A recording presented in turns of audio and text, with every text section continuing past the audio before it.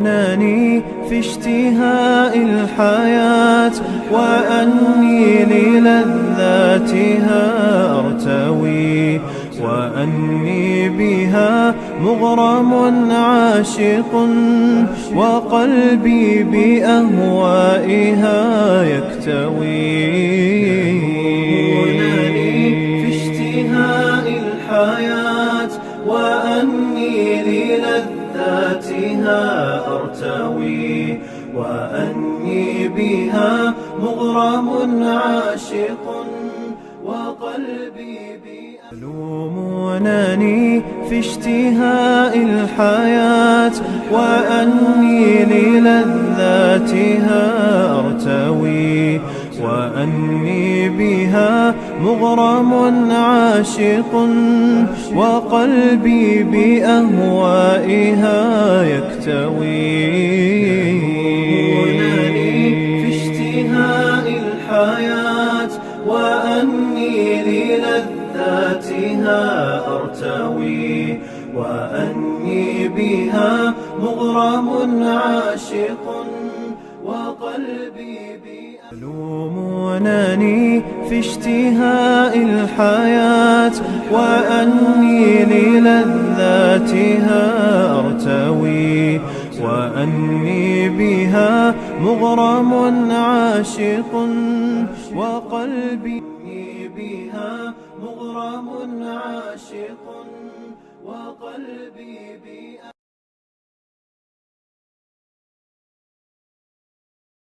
الحمد للہ رب العالمین والصلاة والسلام علی سید الانبیاء والمرسلین اما بعد اعوذ باللہ من الشیطان الرجیم بسم اللہ الرحمن الرحیم قد سمع اللہ قول التي تجادلك في زوجها وتشتكي الى الله والله يسمع تحاوركما ان الله سمیع بصیر صدق اللہ العظیم اللہم صلی علی محمد وعلی آل محمد وبارک وسلم رب اشرح لی صدری ویسر لی امری واحلل عقدۃ من لسانی یفقہوا قولی واجعل لی وزیرا من اہلی آمین یا رب العالمین۔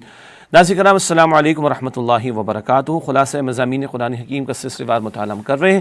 آج انشاءاللہ قرآن حکیم کے 28 پارے کے مضامین کا مطالعہ کریں گے۔ 28 پارے میں سورہ مجادلہ تا سورہ تحریم 9 مکمل صورتیں شامل اور یہ تمام کی تمام صورتیں مدنی صورتیں ہیں۔ سب سے پہلے سورۃ المجادلہ، حزب اللہ اور حزب الشیطان کے کردار کی وضاحت، یہ اس کا ٹائٹل ہے۔ رکوع نمبر 1 آیات 1 تا 6، حزب اللہ کا طرز عمل۔ یہاں پر ایک خاص واقعہ جو خاتون کے ساتھ پیش آیا، ایک صحابیہ کے ساتھ پیش آیا، جس کو زہار کا مسئلہ کہتے ہیں، کہ عربوں کا معاملہ تھا کہ وہ اپنی بیوی کو کبھی ماں کہہ دیا کرتے تھے اور اس کو بالکل حرام سمجھ لیا کرتے تھے۔ اس مسئلے کا حل بتایا گیا اور ذکر ہوا کہ نبی پاک صلی اللہ علیہ وسلم کے پاس آ کر ایک خاتون نے یہ شکایت رکھی اور اللہ تعالیٰ نے وحی کے ذریعے اس مسئلے کا حل بتایا۔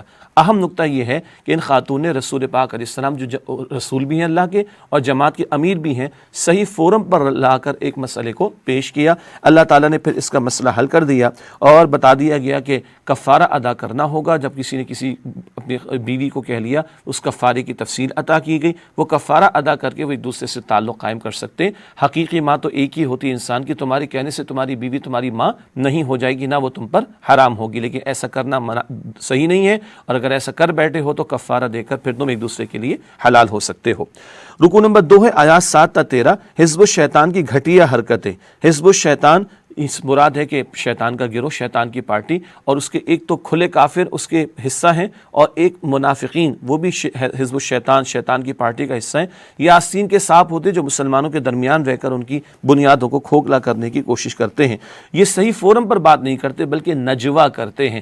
نجوا کیا ہے؟ اجتماعیت سے ہٹ کر کچھ لوگ الگ بیٹھ جائیں اور آ کر آپس میں کونے خدرے کے اندر بیٹھ کر بات کریں، قیادت کے خلاف بات کریں، لوگوں کے خلاف بات کریں، اور اس کا مقصد ہوتا ہے جماعت کے لوگوں میں بے چینی پیدا کرنا کہ پتہ نہیں کونے میں بیٹھ کے کیا کر رہے ہیں۔ تو صحیح فورم پر بات نہ کرنا اور کونے خدرے میں بیٹھ کر بات کرنا، اجتماعی زندگی کے اندر یہ طرز عمل نجوا قرار پاتا ہے۔ بتایا گیا کہ دیکھو اگر سرگوشیاں کسی نے کرنی ہے، تنہائی میں بات کرنی ہے، تو وہ گناہ اور زیادتی اور قیادت کے خلاف باتیں کرنے کی بات نہ ہو یا مشورہ نہ ہو، بلکہ ایسی سرگوشیاں ہونی چاہیے جو خیر کے کاموں کے لیے ہو، کسی کی اصلاح کی بات کرنی، کسی کی مدد کی طرف توجہ دلانی، تو وہ تنہائی میں بیٹھ کر ہو، سرگوشیوں کے انداز میں تنہائی میں بیٹھ کے بات ہو سکتی ہے۔ باقی ایسا نجوہ کہ گناہ کی زیادتی کی باتیں کی جائیں اور قیادت کے خلاف باتیں کی جائیں، یہ تو ناجائز ہے، اس سے منع کیا گیا ہے۔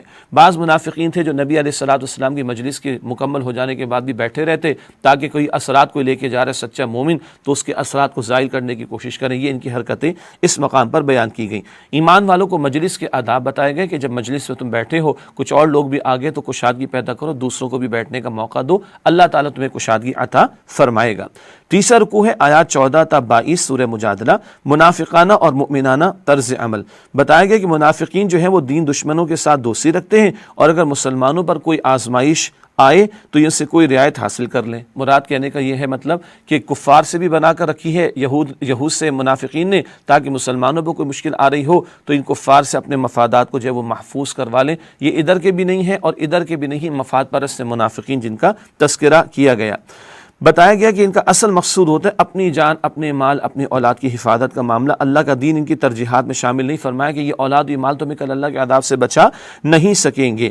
جب ان سے باز پرس کی جاتی تو یہ جھوٹی قسمیں کھا کر بہانے پیش کرتے ہیں۔ بتایا گیا کہ شیطان نے ان کو پوری طرح گھیر لیا اور ان کو اللہ تعالیٰ کی یاد سے غافل کر دیا ہے۔ یہ شیطان کی جماعت ہے جو کہ ذلیل اور رسوا ہو کر رہے گی، کیونکہ اللہ تعالیٰ کا فیصلہ ہے کہ اللہ تعالیٰ اور اس کے رسول ہی غالب رہیں گے۔ سچے ایمان والوں کا بیان، حزب اللہ کا، اللہ کی پارٹی، اللہ کی جماعت کا بیان ہے کہ وہ ایسے سچے مومن ہیں کہ ان لوگوں کے بارے میں کوئی نرم گوشہ نہیں رکھتے جو دین دشمن ہوتے ہیں، چاہے وہ لوگ باپ ہوں، ان کے بیٹے ہوں، بھائی ہوں، رشتہ دار ہوں۔ یہ ایمان والوں کا اصل رشتہ ہے کہ ان کی اصل محبت اللہ سے، اللہ کے رسول سے اور ایمان والوں سے ہوتی ہے۔ دین دشمن چاہے ان کے اپنے خونی رشتہ دار ہوں، ان سے ان کے تعلقات نہیں ہوا کرتے۔ ان ایمان والوں کے دلوں میں اللہ تعالیٰ نے ایمان کو مضبوط فرما دیا ہے، ثبت فرما دیا ہے، اور اللہ تعالیٰ نے قرآن کے فیض سے ان کو تقویت عطا فرمائی۔ انہی کے لیے کامیابی کی بشارت اللہ تعالیٰ نے عطا فرمائی۔ اس کے بعد سورۃ الحشر ہے، باطل کی ذلت اور حق کی عظمت کا بیان۔ پہلا رکوع سورہ حشر کا آیات 1 تا 10، یہود کی ذلت اور مہاجرین و انصار کی تحسین کا بیان۔ یہود کا قبیلہ تھا بنو نذیر، غزوہ احد کے موقع پر انہوں نے میثاق مدینہ کی خلاف ورزی کی تھی، تو اللہ کے پیارے نبی علیہ السلام نے ان کے خلاف اقدام کا فیصلہ کیا۔ ان لوگوں نے معاذ اللہ نبی صلی اللہ علیہ وسلم کے خلاف آپ صلی اللہ علیہ وسلم کو شہید کرنے کی ناپاک سازش بھی کی تھی، چنانچہ ان کے خلاف اقدام ہوا اور ان کے جرائم کی سزا دینے کے لیے مسلمانوں نے ان کے قلعوں کا گھیراؤ کیا، اور کچھ درخت تھے ان کو کاٹنا بھی پڑا۔ یہ حکم اللہ کے رسول نے عطا فرمایا، قرآن نے اس کی کنفرمیشن عطا فرما دی۔ حجیت حدیث کی بھی یہ دلیل ہے کہ یہ کچھ درخت کاٹنے پڑ گئے تو قرآن کہتے ہیں اللہ کے حکم سے تھا، البتہ ظاہر میں یہ حکم حضور علیہ السلام نے عطا فرمایا تھا۔ ان کے خلاف اقدام ہوا اور انہوں نے جنگ نہیں کی، بغیر جنگ کے ان کا جو مال مسلمانوں کو ملا اس کو مال فے قرار دیا گیا۔ یہ مال غنیمت سے ہٹ کر ہے، مال غنیمت جنگ کی صورت میں حاصل ہوتا ہے، جبکہ مال فے بغیر جنگ مسلمانوں کو حاصل ہوتا ہے۔ فرمائے کل کا کل جو ہے وہ خرچ ہوگا مستحقین پر، اور تاکہ جو ہے وہ ان کا بھی بھلا ہو۔ اور ایک اہم نقطہ یہاں پر بتایا گیا اسلامی معاشی نظام و تعلیم کے حوالے سے کہ دولت چند امیروں کے درمیان محدود نہ رہے، یہ اسلام کا پالیسی اسٹیٹمنٹ ہے اکنامک افیئرس کے اعتبار سے۔ یہاں پر یہ بھی بتایا گیا کہ اللہ کے رسول علیہ السلام جو حکم دیں اس کو مانو، جس سے روک دیں اس سے رک جاؤ۔ اللہ کے حکم کے ساتھ اللہ کے رسول علیہ السلام کے حکم کی پاسداری بھی بہت زیادہ ضروری ہے۔ اللہ تعالیٰ نے اس مقام پر مہاجرین کی تحسین فرمائی، اللہ کی خاطر گھر بار کو انہوں نے چھوڑا۔ انصار کی تحسین فرمائی کہ جو ایمان بھی لے آئے تھے اور انہوں نے مہاجرین کو ٹھکانہ عطا کیا اللہ کے فضل و کرم سے۔ ان سب کے لیے اللہ سبحانہ تعالیٰ کی طرف سے نصرت کا وعدہ اور اللہ تعالیٰ کی طرف سے بشارتیں عطا کی گئیں۔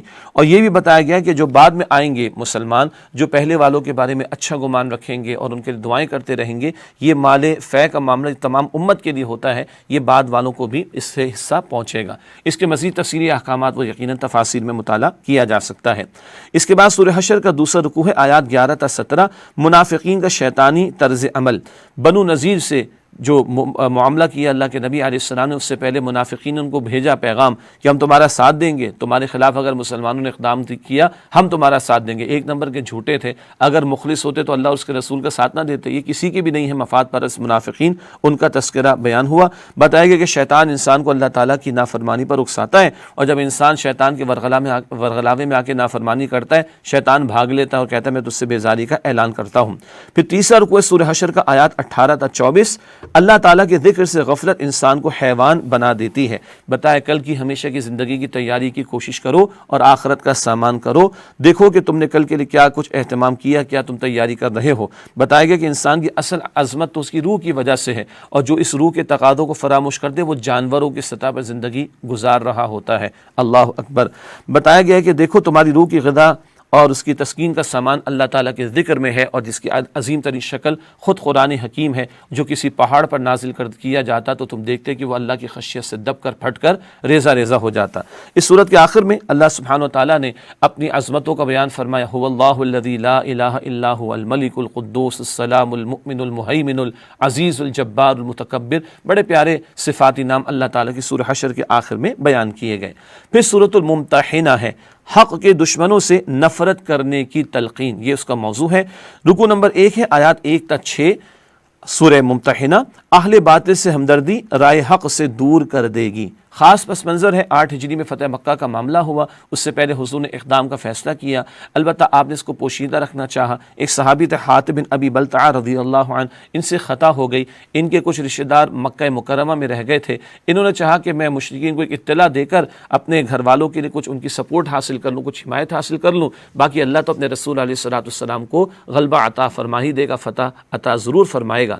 یہ خط روانہ انہوں نے کیا، اللہ کے رسول کو وحی کے ذریعے بتا دیا گیا، اور پھر یہ خط پکڑا گیا اور دریافت کیا گیا ان سے کہ ایسا انہوں نے کیوں کیا، تو انہوں نے اپنی صفائی پیش کی کہ اللہ کے رسول مجھ سے خطا ہو گئی، میرا تو یقین تھا کہ اللہ آپ کو فتح عطا فرمائے گا، بس میرے گھر والے مکہ مکرمہ میں رہ گئے، میں چاہتا تھا کہ قریش کو ایک اطلاع دے کر ان کی حمایت میرے گھر والوں کو میسر آ جائے۔ بتا دیا گیا دیکھو جو اللہ اور اس کے رسول کے دشمن ہیں، اے ایمان والو تم ان سے دشمنی اختیار کرو، تم ان سے دوستی اختیار نہ کرو، انہوں نے تمہیں جو ہے وہ گھر بار سے نکلنے پر مجبور کیا، یہ تو دین دشمنی پر اتر آئے ہیں، ان کے ساتھ تمہاری دلی دوستیاں نہیں ہو سکتی۔ بتایا گیا کہ ان کے ساتھ اعلان بیزاری کا معاملہ کرو، جیسے کہ ابراہیم علیہ السلام اور ان کے ساتھیوں نے اپنی قوم سے اعلان بیزاری کیا کہ جب تک توحید پر کاربند نہیں ہوتے ہمارا تم سے کوئی تعلق نہیں ہے۔ دوسرا رکوع ہے سورہ ممتحنہ، آیات 7 تا 13، خواتین کی بیعت کا تذکرہ اس مقام پر آیا ہے۔ پہلے تو یہ بتایا گیا کہ ایسے کافر جو اسلام یا مسلمانوں کے خلاف کسی سازش یا مہم میں شریک نہ ہو، ان سے حسن سلوک کیا جا سکتا ہے، برابری کی بنیاد پر تعلقات رکھے جا سکتے ہیں۔ حسن سلوک الگ شے ہے، دلی دوستی تو مسلمان کے مسلمان سے ہو سکتی ہے، البتہ وہ کافر جو اسلام یا مسلمانوں کے خلاف سازشیں کریں اور ان کے خلاف مہمات میں کسی کا ساتھ دیں، ان کے ساتھ حسن سلوک و دوستی کا معاملہ نہیں ہوگا۔ مسلمانوں مشرکین کے درمیان نکاح کا معاملہ جائز نہیں ہے، مسلمان عورت کا مشرک شوہر سے نکاح ٹوٹ چکا، اسی طرح مسلمان مرد کو چاہیے کہ وہ مشرک بیوی کو آزاد کر دے۔ اہل کتاب کا حکم الگ ہے، یہ مشرکین کے بارے میں ذکر آ رہا ہے۔ نبی اکرم علیہ السلام کو تلقین کی گئی اگر عورتیں آپ کے پاس مومن عورتیں آئیں بیعت کرنے کے لیے، عہد کرنے کے لیے کہ وہ شرک، چوری، زنا، اپنی اولاد کا قتل، بدکاری کی تہمت لگانے کا جرم نہیں کریں گی، تو اے نبی علیہ السلام ان کی بیعت کو قبول کر لیجئے۔ اسلام میں اجتماعیت کے قائم کرنے کے لیے اللہ کے رسول علیہ السلام نے بیعت کا نظم ہمیں عطا فرمایا، اور یہاں قرآن حکیم میں سورہ ممتحنہ کے آخر میں خواتین کی بیعت کا تذکرہ، ان کے الفاظ بھی نقل کیے گئے۔ اس کے بعد سورۃ الصف ہے، جہاد و قتال فی سبیل اللہ کا بیان۔ پہلا رکوع ہے، آیات 1 تا 9، غلبہ دین کی جد و جہد کے لیے سب کچھ لگا دو۔ اس صورت میں اللہ کے رسول علیہ السلام کا مشن یہ بیان ہوا آیت نمبر 9 میں، لیظہرہ علی الدین کلہ، آپ کل نظام زندگی پر اللہ سبحانہ وتعالیٰ کے عطا کردہ دین کو غالب اور قائم کر دیں۔ اس تعلق سے جھنجھوڑنے کا انداز ہے، کہا گیا مسلمانوں تم وہ کیوں کہتے ہو جو تم کرتے نہیں ہو، تمہارے قول اور فعل کا تضاد اللہ کو بہت زیادہ ناراض کر دینے والا ہے۔ دعویٰ ہے اللہ تعالیٰ اور اس کے رسول علیہ السلام کو ماننے کا، لیکن اللہ کے دین کے لیے تم کھڑے نہیں ہوتے، اللہ کے دین کی سربلندی کی جد و جہد نہیں کرتے۔ بنی اسرائیل کا ذکر کیا گیا، ان کو بھی اللہ تعالیٰ نے پیغمبروں کا ساتھ دینے کی ذمہ داری دی، لیکن موسیٰ علیہ السلام کا دور تھا، انہوں نے صاف انکار کر دیا، اور اب نبی اکرم علیہ الصلوۃ والسلام کا عہد مبارک ہے، تو بنی اسرائیل میں سے یہود ہیں جو رکاوٹ ڈال لیں حق کی راہ میں، ان کا تذکرہ کر کے مسلمانوں کو عبرت دلائی گئی، دیکھو وہ اللہ کی پکڑ میں مبتلا ہوئے، تم دین سے فرار اختیار نہ کرنا۔ پھر حضور علیہ الصلوۃ والسلام کا مقصد بعثت بیان ہوا کہ قرآن حضور کو اس لیے عطا ہوا، اللہ کا یہ دین اس لیے عطا ہوا، لیظہرہ علی الدین کلہ، آپ اس دین حق کو کل نظامی زندگی پر غالب فرما دیں۔ یہ مشن آج بھی جاری ہے اور ذمہ داری ہماری ہے۔ اے خاص آئے خاصان رسول، وقت دعا ہے، امت پہ تیری آ کے عجب وقت پڑا ہے، وہ دین جو بڑی شان سے نکلا تھا وطن سے، پردیس میں آج غریب الغربا ہے، اس دین کے غلبے کی جد و جہد کی ذمہ داری آج ہمارے کاندھوں پر۔ دوسرا رکوع سورہ صف کا آیات 10 تا 14، جہنم کے دردناک عذاب سے بچنے کا راستہ۔ اصل معاملہ ہر ایک کا کہاں کا آخرت کا، اس دردناک عذاب سے بچنے کے لیے تجارت کا ذکر، اور تجارت کے دو حصے بتائے گئے، تم اللہ سبحانہ و تعالیٰ اور اس کے رسول علیہ السلام پر واقع واقعتاً ایمان لاؤ اور اپنے اللہ کی راہ میں جہاد کرو. اور اس جہاد کی چوٹی کیا ہے؟ اللہ کی راہ میں سربلندی، اس کی دین کی جد، اس کے کلمے کی سربلندی. اگر اس کے لیے کبھی جان کا نذرانہ پیش کرنا پڑے تو آؤ میدان میں، مگر وہ موقع تو کبھی آئے گا. لیکن مستقل محنت تو جہاد کی جاری رہے گی، دین کی دعوت کے لیے، اس کی نشر و اشاعت کے لیے، اس کے کلمے کی سربلندی کے لیے. یہ کام اگر کرو کہ واقعتاً ایمان لاؤ سچا اور جہاد کرو اپنے مال اور اپنی جانوں سے اللہ کی راہ میں، تو پھر تم دردناک عذاب سے بچ سکو گے. آگے بشارت بھی دی گئی کہ اللہ تعالیٰ ایسے لوگوں کو جنت کے رہنے والے باغات میں پاکیزہ محل عطا فرمائے گا اور ان کی کوششوں کو اللہ تعالیٰ قبول فرمائے گا. بڑا پیارا انداز ہے آخر میں، کونوا انصار اللہ، ایمان والو اللہ کے مددگار بن جاؤ. اللہ اکبر. اللہ تو بے نیاز ہے، لیکن عالم ظاہر میں اس کے دین کی جد و جہد کریں گے ایمان والے، ان کو اللہ کہتے تم میرے مددگار بن جاؤ. سبحان اللہ. اللہ کے دین کی جد و جہد میں لگنا، اللہ اس قدر بڑا اعزاز ایمان والوں کو عطا فرماتا ہے، کہتے تم میرے مددگار ہو. اللہ اکبر. حالانکہ اللہ تو بے نیاز ہے.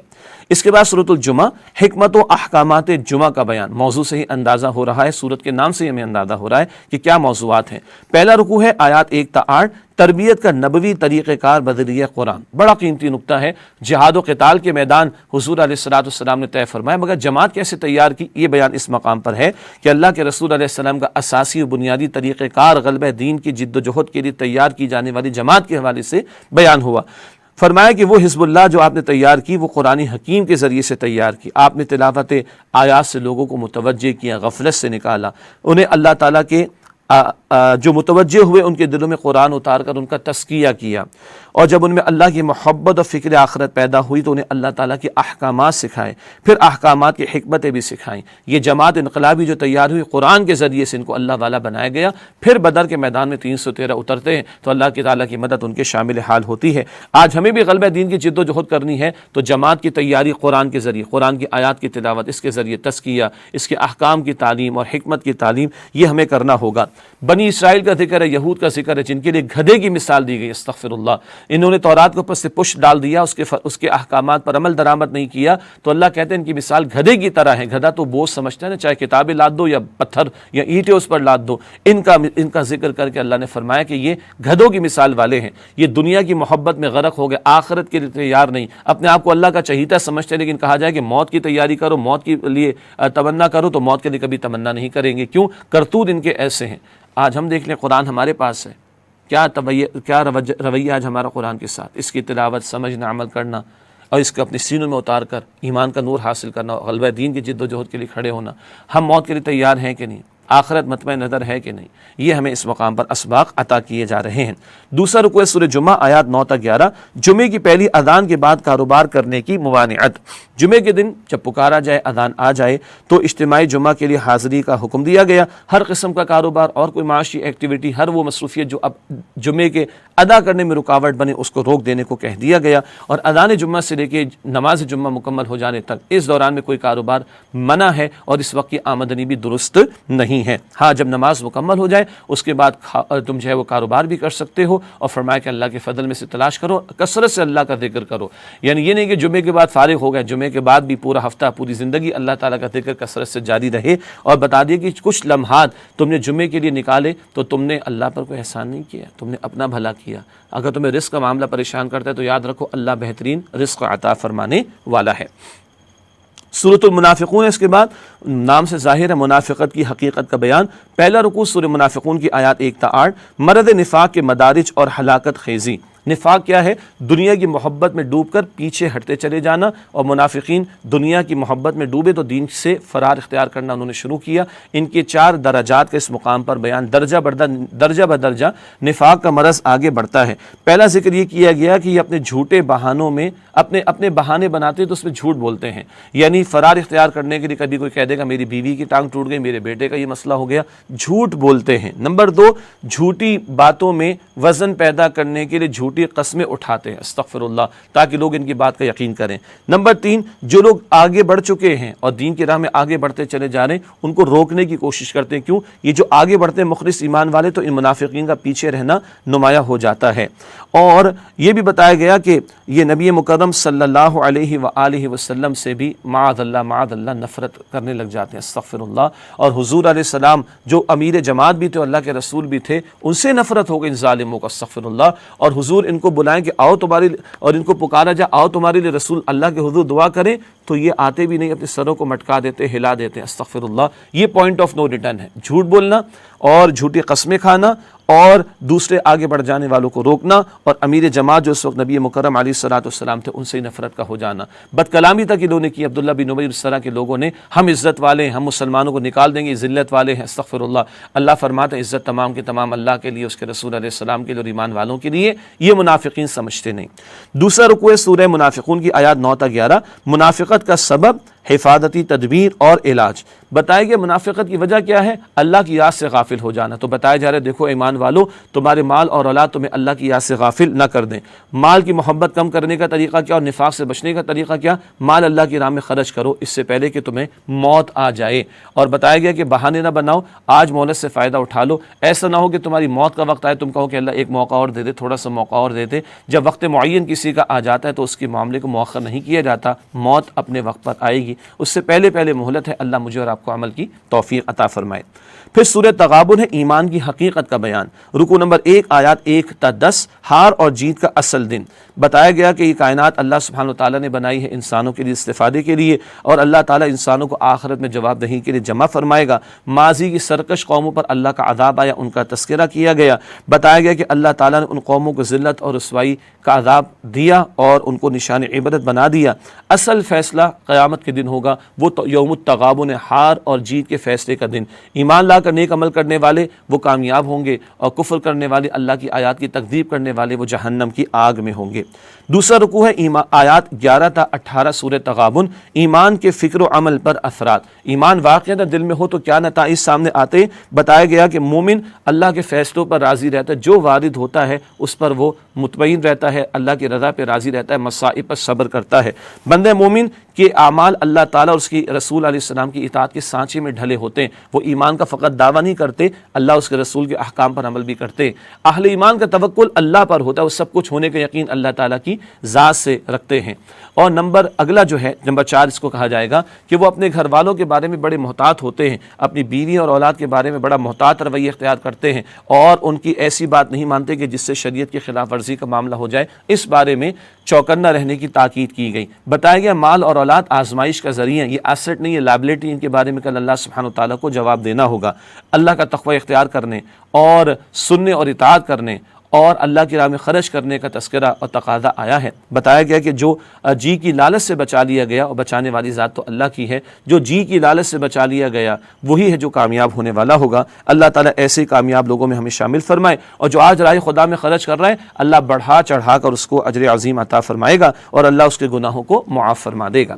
پھر سورۃ الطلاق ہے، نام سے ہی ظاہر ہے، طلاق کے حوالے سے ہدایات، رکوع نمبر 1 آیات 1 تا 7، تقوی کے انعامات۔ اس رکوع میں طلاق کے بارے میں، عدت کے بارے میں احکامات عطا کیے گئے، سکنا عدت کے دوران خاتون کے اخراجات اور رہائش شوہر کے ذمے، اور عدت کی مدت کا تذکرہ بھی کیا گیا۔ کافی تفصیلات اس موقع پر آئی ہیں۔ ساتھ ہی اللہ تعالیٰ نے تقوی کا بار بار ذکر کیا، کیوں؟ جب تک خوف خدا دل میں نہ ہو گھر کے معاملات درست نہیں ہو سکتے۔ تقوی یعنی گناہوں سے اپنے آپ کو بچانا، اس پر کہا گیا کہ اللہ تعالیٰ تمہارے لیے کافی ہو جائے گا، مشکلات سے نکال دے گا، اللہ تمہارے لیے رزق کا اہتمام ایسے کرے گا جہاں سے تمہارا گمان بھی نہیں ہوگا۔ تقوی کی اور برکات بتائی گئی کہ اللہ تمہارے کاموں میں آسانی فرما دے گا، اللہ تمہارے گناہوں کو بخش دے گا، اور اللہ تمہیں آخرت میں اجر عظیم عطا فرمائے گا۔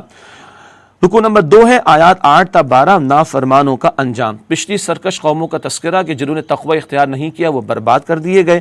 خاندانی زندگی کے بارے میں پھر تقوی کی طرف متوجہ کیا گیا کہ اے ایمان والو اللہ کا تقوی اختیار کرو، اللہ کی اطاعت کا خاص خیال رکھو۔